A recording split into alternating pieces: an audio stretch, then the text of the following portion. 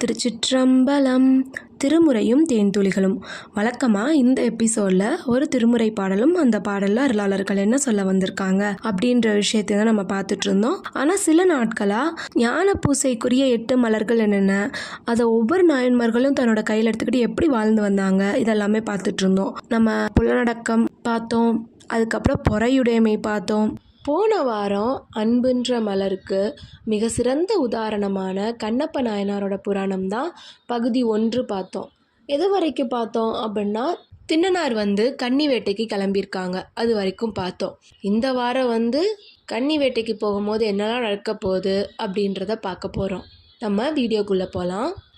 கன்னி வேட்டைக்கு எப்படி கிளம்பி போனாங்க அப்படின்றத பார்ப்போம். வில்லும் வாளும் எடுத்துக்கிட்ட வேடர்கள், வேட்டை நாய்கள், அதுக்கப்புறம் பார்வை விலங்குகள் இதெல்லாமே சூழ திண்ணப்பர் வேட்டைக்கு கிளம்பிட்டாங்க. வாத்தியங்கள் அப்படியே ரொம்ப சத்தமாக வாசிக்கிறாங்க. அந்த சத்தத்தை கேட்டுட்டு காட்டெருமை, யானை, கரடி இந்த மாதிரி விலங்குகள்லாம் அப்படியே குறுக்க நெருக்க ஓடுது.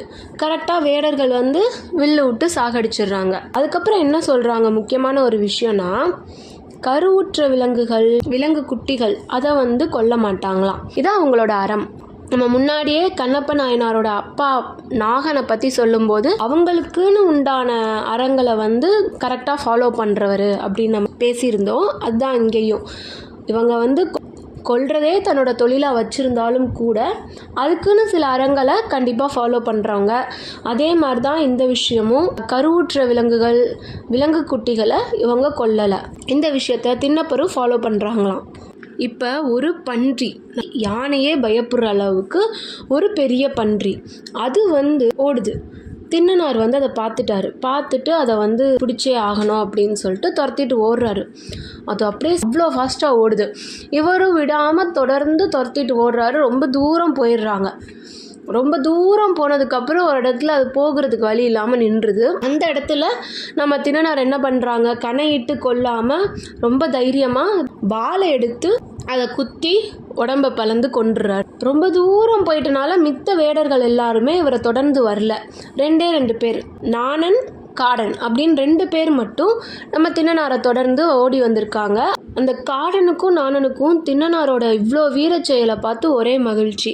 இப்போ அவங்க 2 பேர் என்ன சொல்கிறாங்கன்னா, சாமி ரொம்ப தூரம் நம்ம ஓடி வந்துட்டோம், அதனால ரொம்ப பசி எடுக்குது, அதனால இந்த பன்றியை சுட்டு நீங்கள் சாப்பிடுங்க, அதுக்கப்புறம் நாங்களும் சாப்பிட்டு தண்ணி குடிச்சிட்டு அதுக்கப்புறம் நம்ம வேட்டையாடுறதுக்கு காட்டுக்கு போவோம் அப்படின்னு சொல்கிறாங்க. உடனே திண்ணனார் என்ன கேட்குறாங்க, இங்கே தண்ணி எங்கே இருக்குது அப்படின்னு கேட்குறாங்க இந்த காட்டில். அதுக்கு நாணன் என்ன சொல்கிறாருன்னா, ஒரு சோலை இருக்குது, அந்த சோலையை தாண்டினோடனே ஒரு மலை இருக்குது, அந்த மலைக்கு பக்கத்தில் பொன்முகலியாருன்னு ஒரு ஆறு இருக்குது, அங்கே நம்ம தண்ணி எடுத்துக்கலாம் அப்படின்னு சொல்கிறாரு. உடனே நம்ம திண்ணப்பர் என்ன சொல்கிறாரு, அப்போ இந்த பன்றி எடுத்துகிட்டு அங்கே வாங்க, அங்கே போயிட்டு சாப்பிட்டுக்கலாம் அப்படின்னு சொல்லிடுறாங்க. ஓகேன்னு சொல்லிட்டு நானும் காடனும் பன்றியை தூக்கிட்டு பின்னாடியே வராங்க. திண்ணனார் முன்னாடி போகிறாரு. கொஞ்ச தூரத்திலே நம்ம அப்பா வாழ்கிற காலத்தி மலை அங்கே வருது. இப்படி போயிட்டுருக்கும் போதே நாணன் என்ன சொல்கிறாரு, அதுவும் நல்ல ஐடியா தான் அங்கே போகிறது, அங்கே நல்ல காட்சிகள்லாம் இருக்கும், அங்கேயே உட்காந்து சாப்பிட்லாம், அங்கே திருக்காலத்தி மலை இருக்குது, அங்கே நம்ம கஷ்டங்கள்லாம் போக்குற குடிமித்தேவர் இருக்காரு, அதனால நம்ம அங்கேயே போகலாம், சாமி கும்பிடலாம் அப்படிலாம் சொல்கிறாரு நாணன். உடனே திண்ணப்பர் என்ன சொல்கிறாரு, நானா இந்த மலையை நோக்கி செல்லும்போது என்னோட பாரம்லாம் குறையுது, அங்கே என்ன இருக்குது அப்படின்னு தெரிஞ்சுக்கிறதுக்கான விருப்பம் ரொம்ப இருக்குது, அதனால் சாமி எங்கே இருக்காருன்னு சொல்லு, அவர் இருக்க இடத்த எனக்கு காட்டு, அந்த இடத்துக்கு நீ போ அப்படின்னு நானன்ட்ட சொல்கிறாரு திண்ணப்பர். 3 பேரும் பொன்முகலியாற்றுட்ட வந்துட்டாங்க. வந்தோடனேமே திண்ணனார் என்ன சொல்கிறாருன்னா, நீ இங்கே நெருப்பு மூட்டி வை, நானும் போயிட்டு அங்கே மலையில் உள்ள இறைவனை பார்த்துட்டு வரோம் அப்படின்னு காடன்ட்ட உத்தரவு போட்டுட்டு 2 பேரும் கிளம்பி போகிறாங்க. அங்கே இருக்க பொன்முகலி ஆற்றில் குளிச்சு எந்திரிச்சு ரொம்ப ஃப்ரெஷ்ஷாக அங்கே இருக்க சாமியை பார்க்க போகிறாங்க. போகும்போது தேவ துந்துபிகள் ஒளி மாதிரி ரொம்ப சத்தமாக இருக்குது. திண்ணப்பருக்கு சந்தேகம், அது என்ன ஓசையாக இருக்கும் நானா அப்படின்னு கேட்குறாரு. உடனே நான் என்ன சொல்கிறாரு, தேனீக்கள்லாம் சேர்ந்து ஒளி எழுப்பும் போல அப்படின்னு சொல்கிறாரு. இப்படியே போயிட்டுருக்கு. இப்போ அர்ஜுனனாக இருக்கும் போது முன் ஜென்மத்தில் செஞ்ச தவமாக என்னன்னு தெரியல, அன்பும் ஆர்வமும் சேர்ந்து கட்டி இழுக்குது மேலே. அதை எப்படி சொல்கிறாங்கன்னா, நாணனும் அன்பும் முன்னே செல்ல திண்ணனார் வந்து சிவ யோகிகள் சிவத்தை எப்படி தேடுவாங்க அப்படி அந்த மாதிரி திண்ணனார் சாமியை தேடி மேலே போகிறாரு அப்படின்னு சொல்கிறாங்க. இன்னொரு விஷயம் என்ன சொல்கிறாங்கன்னா, திண்ணனார் சாமியை பார்க்குறதுக்கு முன்னாடியே சாமியோட கருணை இவருக்கு வந்துருச்சு.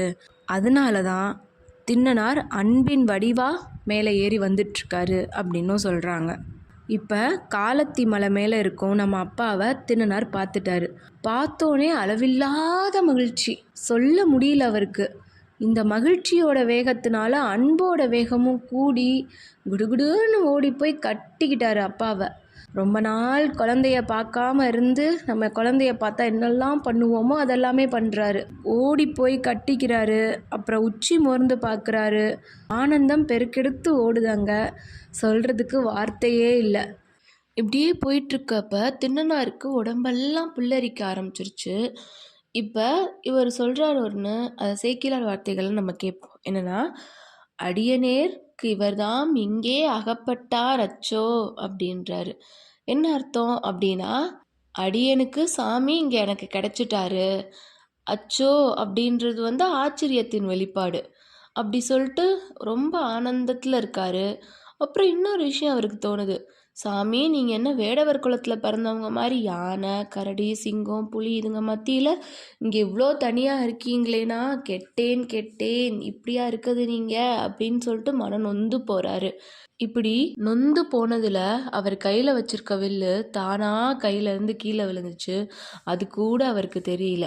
உடனே நாணனை பார்த்து கேட்குறாரு, இங்கே சாமிக்கு பச்சில பூ பறித்து யாரோ தண்ணி ஊற்றி சாமி கும்பிட்ருக்காங்களே, இது என்ன, இந்த நல்ல காரியத்தை செஞ்சது யாரு அப்படின்னு கேட்குறாரு.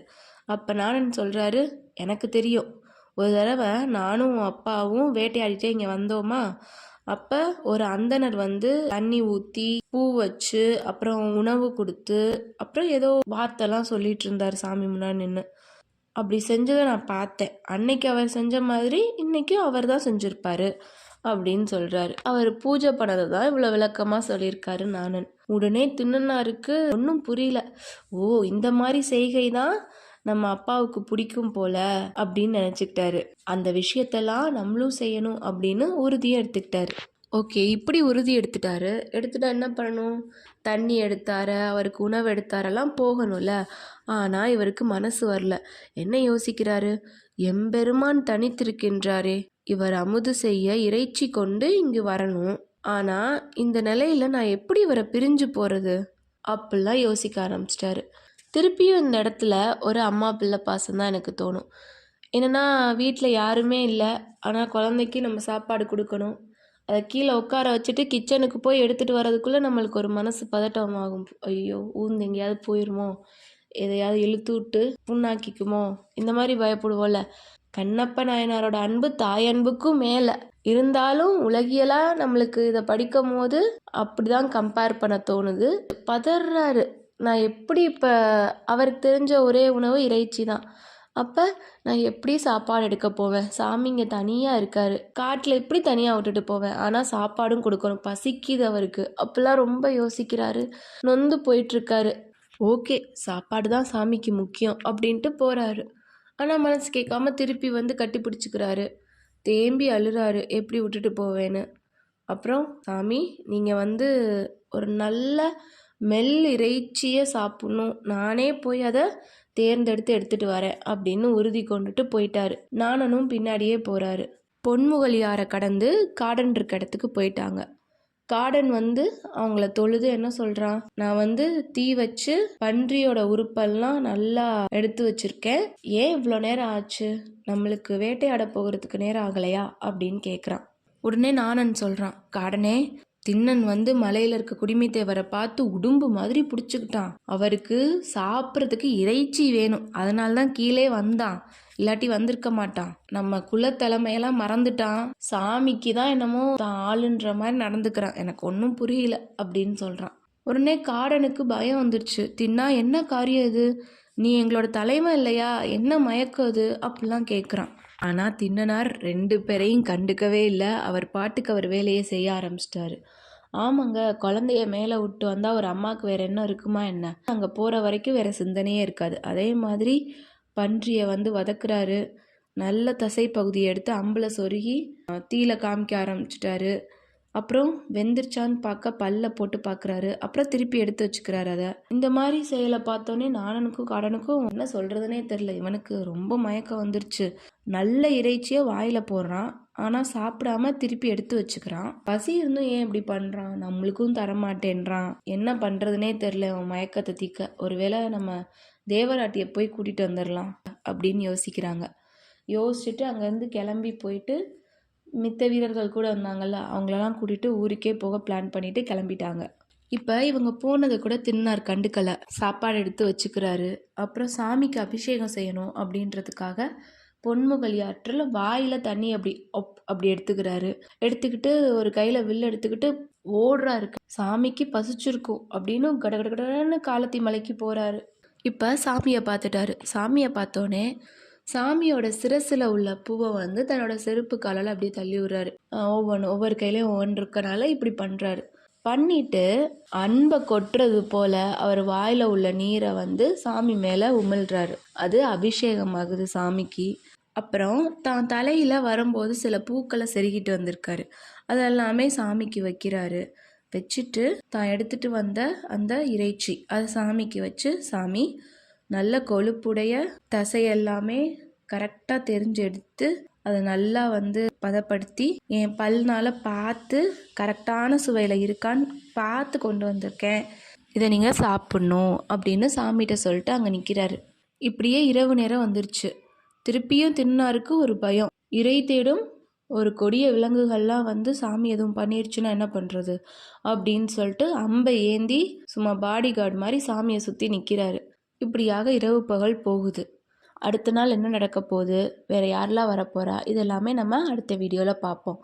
இந்த மாதிரி தொடர்ந்து நீங்கள் வீடியோஸ் பார்க்கணுன்னா நம்ம சேனலை சப்ஸ்கிரைப் பண்ணிக்கோங்க. உங்கள் உறவினர்கள், நண்பர்கள் நம்ம கண்ணப்ப நாயனாரோட புராணம் தெரிஞ்சுக்கணுன்னா இந்த வீடியோவை ஷேர் பண்ணுங்கள். உங்களுக்கு வீடியோ பிடிச்சிருந்தா கண்டிப்பாக லைக் பண்ணுங்கள். திருச்சிற்றம்பலம்.